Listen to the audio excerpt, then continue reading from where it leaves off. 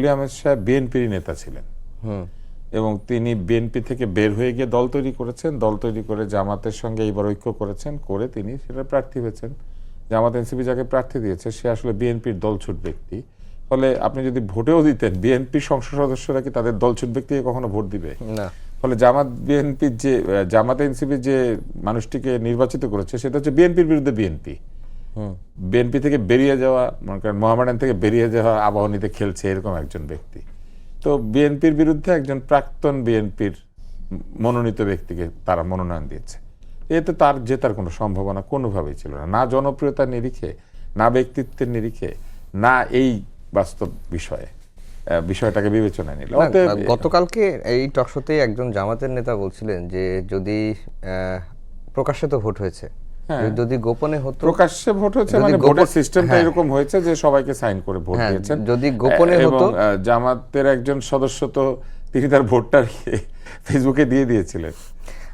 যদি গোপনে হতো তাহলে হয়তো অলি আহমদ আরো ভোট পাইতেন। কারণ হচ্ছে যে তিনি জিয়াউর রহমানের সঙ্গে রাজনীতি করেছেন, তার সাথে বিএনপির অনেক নেতার সখ্যতা আছে এবং এটি আরো সৌন্দর্য হতো যে ভোট সাধারণত গোপনেই হয়। জামাতের সভাপতি উনি একটা বক্তৃতা দিয়েছিলেন না, আর কি করলে মন পাবো, একটা বক্তৃতা দিয়েছিলেন না? তো ওনাকে একটা গানের লাইন বললে আমার মনে সবচেয়ে ভালো হয়, সেটা হচ্ছে যে ভালোবেসে গেলাম শুধু ভালোবাসা পেলাম না, আশায় আশায় দিন যে গেল আশা পূরণ হলো না।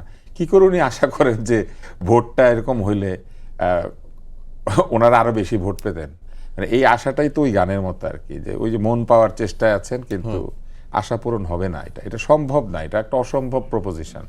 যে জাতীয়তাবাদী দল তাদের মহাসচিবকে দাঁড় করিয়েছে, যিনি একদিন আগেও মহাসচিব ছিলেন এবং এত বিপদের মধ্যে তাদেরকে নেতৃত্ব দিয়েছেন, একাধিকবার দলের এবং সরকারের দায়িত্ব পালন করেছেন, সেই লোককে বাদ দিয়ে জাতীয়তাবাদী দল ওলি আহমেদ সাহেবকে ভোট দিবে, এই আশাটা যে উনি করছেন আমার কাছে মনে হয় গানের মতো আর কি, ভালোবেসেই যেতে হবে, আশা পূরণ হবে।